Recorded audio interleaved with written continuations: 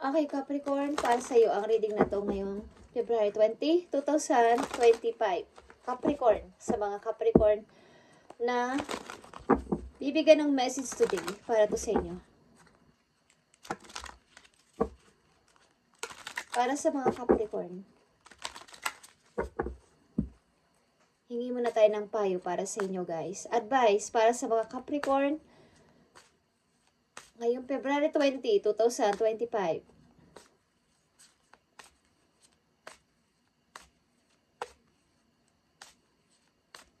Capricorn. Okay. Mamaya natin yan titingnan. At nandito ang Dreams of Abundance. As you sleep, God, your angels, and your higher self are giving you divinely guided ideas, Capricorn, answer, and solutions. Be sure to record your dreams in a journal because they contain valuable insights that will help you manifest your desire into reality. Okay. Maaaring may mga wish kayo, something na kayong pinapangarap noon pa, at ito ay magiging reality.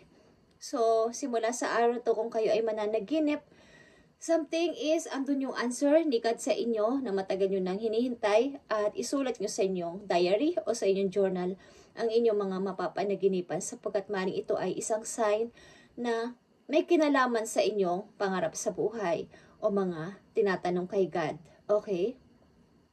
Habang kayo ay tulog, si God at ang inyong mga angels and your higher self are giving you divinely guided idea. Something idea is papakita sa inyo sa inyong panaginip, Capricorn. So, maging aware kayo sa inyong panaginip na inyong mararanasan. Okay, Capricorn? Maging aware kayo at ilista ninyo o isulat ninyo sa inyong diary kung ano mga napapanaginipan ninyo, at maaaring isa yun sa mga answer ni God ng inyong mga angels sa inyong mga dreams, sa inyong mga wish, o sa inyong mga tinatanong na matagal niyang hinahanapan nyo na sagot. Okay. Si God kasi ay minsan nagpapadala sa atin ng answer sa panaginip. Okay? Kahit sa Bible pa man. Dinadaan niya to sa panaginip o sa mga signs na inyong makikita ng paulit-ulit sa hindi nyo inaasahang pagkakataon is the answer ng inyong mga question o ng inyong mga hinihiling. Okay. Ang ilang tao kasi ay hindi lang doon aware, akala nilang basta lang yung panaginip. Minsan kasi yun ay babala, minsan yun ay sagot sa ating mga katanungan. Okay. Dinadaan ni God yun sa panaginip ng tao. Yeah. Nakikita nyo ba ang 9 of Cups? Ito ay dream come true. Lahat ng inyong pinapangarap lang na parang akala nyo ay illusion, Capricorn, ay magiging reality. Kailangan nyo itong i-manifest. Okay? At hilingin nyo na idaan sa panaginip ang mga idea na gusto ninyong malaman. Tingnan natin ang message for you, Capricorn, ngayong February 20, 2025. Sa mga Capricorn. Sapagkat kayo ay nahihirapan na sa buhay. Hirap na hirap kayo sa iyong sitwasyon. Hindi ko alam kung bakit. Capricorn, ba't kayo ay nahihirapan sa inyong sitwasyon? Malungkot kayo, something. Ilan din sa inyo ay nagkabiyahe gamit ang tren or bus? Okay, Capricorn, tingnan natin ang message for you. February 20, 2025. Habang kayo sakay sa bus o sa tren, kayo ay maraming iniisip. Magulo ang inyong isip. Nag-iisip-isip kayo habang kayo ay nagmumuni-muni sa inyong pagbabiyahe. Okay, galing siguro kayo sa work. Capricorn, tingnan natin ang inyong message. February 20, 2025.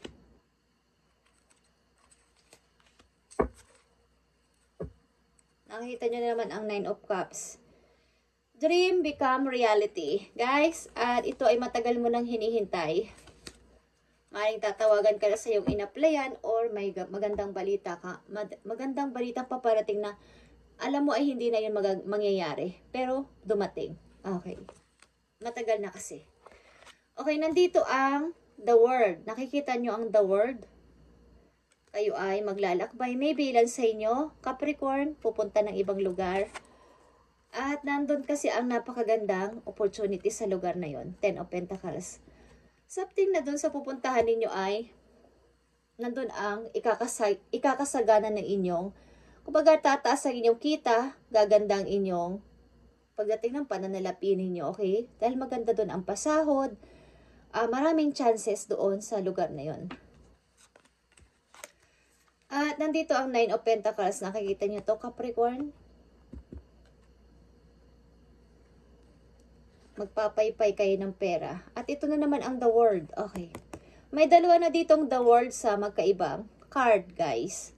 Okay, ibig sabihin nito, nandoon sa ibang lugar ang inyong kapalaran, nagagandang inyong buhay. Okay, bagong pasimula ito, the Fool is here. Matagal mo na itong hinihintay at minamanifest. Nakikita nyo to, Two of Wands. May hawak ka ditong globe o may hawak isang person dito na globe at nakatingin sa malayo at may hawak siyang isang wands. Okay? May pinili ka ng path ng buhay o may pinili ka ng tao o may pinili ka ng isang lugar na pupuntahan mo at sigurado ka na dito. Okay, Capricorn. Tingnan natin ang message for you.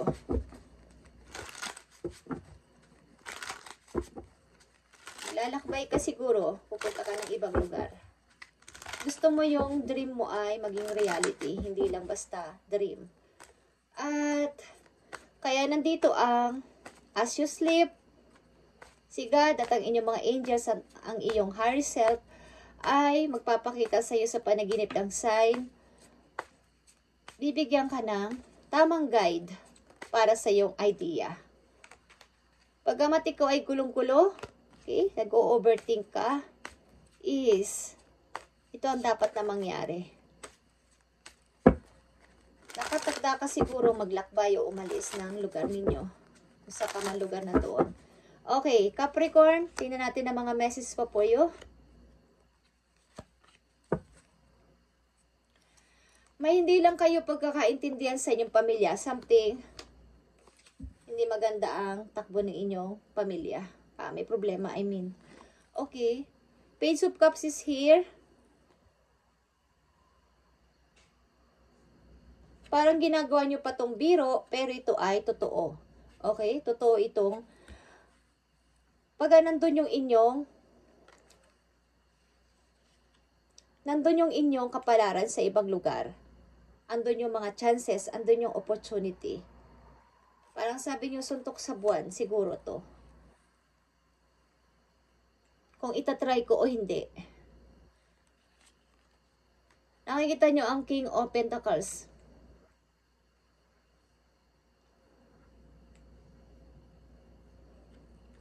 At nandito din ang The World and the Nine of Pentacles.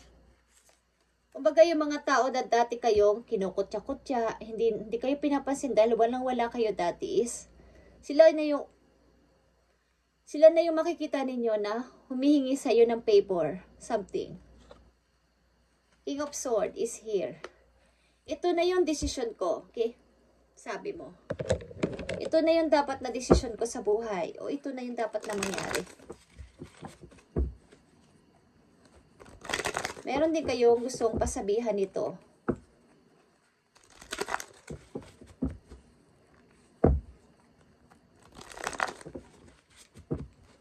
Kailangan ko na tong patunayan. Hindi na ako dito uurong. Kailangan ko na mag-start. Kailangan ko nang ituloy ang bala ko na to na mag-travel or pumunta ng ibang lugar. Sa to say, meron lang kayong mga usapin sa pamilya. Dito ang daharupan. Mga paghingi ng payo dahil ito ay may problema kayo sa inyong pamilya. Ito man ay buhay mag-asawa or sa inyong mismong pamilya bilang may mga kapatid kayo o magulang. May mga hidwaan o something away-away sa pamilya. Okay, Capricorn, tingnan natin ang mga message pa po yun dito.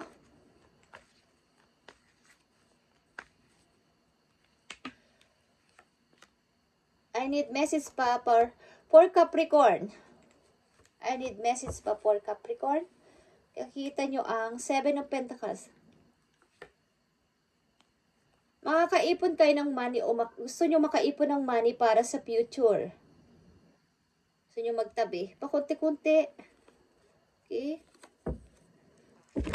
Gusto nyo magtabi ng pera pakunti-kunti para sa inyong future. At nandito din ang Four of Wands. Meron ditong celebration na magaganap, Capricorn, o something, meron kayong dadaluhang party-party, or meron dito magsasaya because may paparating o may darating galing sa malayo. May sasalubungin ba kayo, guys? Okay. Andito yung Temperance na pag-iisip, good and bad, sa magkabila ng inyong mind. Good and bad na plano, good and bad na iniisip. Okay. May pag-aalinlangan. Pero, pinagtsatsagaan nyo to na pag-isipang maputi. Nakikita nyo ang Eight of Swords. May mga pagtitiis kayong hinaharap sa buhay. Something pagtitiis.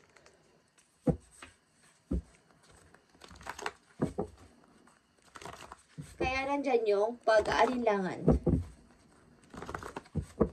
Pero ang inyong kapalaran ay nasa ibang lugar, guys. Okay, nasa ibang country, city, or ibang bansa. Tingnan natin pa ang mga message sa'yo dito. Sa mga Capricorn, nandito sa reading, ibigay mo ang tamang message, please. Ibigay mo ang tamang message sa mga Capricorn dito sa reading, February 20, 2025. February 20, 2025. Crown chakra is here, guys. Okay? Pag relocation, pagpapalit ng tirahan o city or something lugar. Okay? Transformation is here. Yeah, you need to change, Capricorn, sa lahat ng iyong mga gagawin o ginagawa. Yeah, at double change. Andito din ang Triumph or Chariot. Ready ka na for this? Okay? Sa pagbabago na to na yung gusto. Gusto mo nang umiba ng routine ng buhay. Gusto mo nang mabago yung ikaw. Okay? Bagong Capricorn, maybe. At itong inyong advice, Capricorn, andito ang face your financial fears. Okay, takot kayo sa ups and down na inyong nararanasan about sa money, maybe.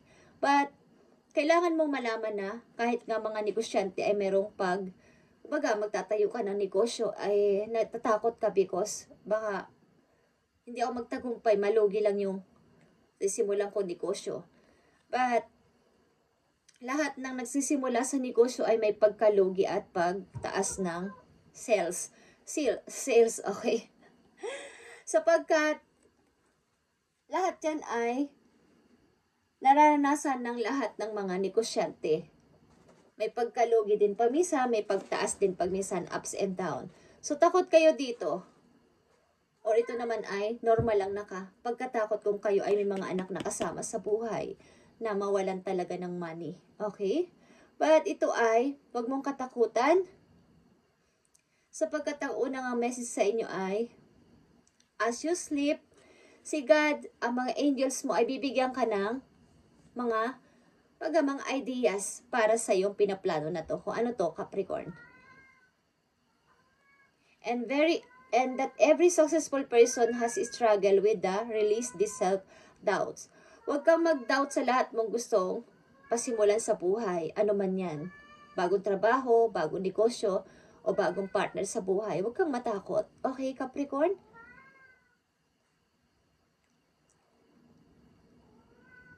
Kung takot kang masabi na ay loser si Capricorn. Okay. Takot kang malaman ng ibang tao, lalo ng involved sa buhay mo dati na umangat na sabihin nila na ikaw ay hindi nagtatagumpay. Okay. So, may ganon na iniisip ang ilang Capricorn dito. Kailangan mo lang dito ay magpalit na routine mo. Kung may bala ka mag-travel is ituloy-tuloy mo to, Capricorn, sapagkat andoon ang swerte mo o magandang opportunity sa ibang lugar. Hindi man to ibang bansa, ibang city, or sa ibang lugar maliban sa iyong lugar sa ngayon. Okay? Kung may pagkakataon at opportunity na nagbabadya sa iyong buhay is start mo na. Begin now. Okay. Capricorn, mga message pa para sa'yo. 2 message pa na maaaring may involved na mga involved na person sa buhay mo. Tingnan natin. Mga involved na person sa buhay ng mga Capricorn. Tingnan natin. Nandito ang official person, guys. Maring ito ay kasal ka dito. Nandito din ang gift. Nandito din ang false person. At nandito din ang matured woman.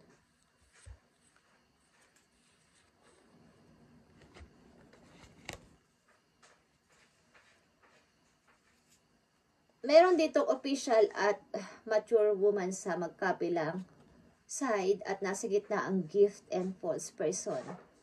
Mukhang dito ay merong couple but may pagtataksil dito sa gitna. Okay. Nasa gitna ang gift at saka false person. Meron dito nagbibigay ng regalo sa isang taong maybe nakatali na o kasal na. Okay? Galing ito sa malayo. Inaabot sa person na hindi niya kasama. Something na ang tao na to, hindi ko alam kung ikaw ito o ang iyong person, is may tinitingnan na iba bukod sa'yo. Okay? Ito ay false person. Something na hindi tapat sa'yo, ibig sabihin. Okay, thank you Capricorn and God bless sa inyo lahat guys at i-update natin to sa mga susunod na araw para sa inyo. Thank you and God bless.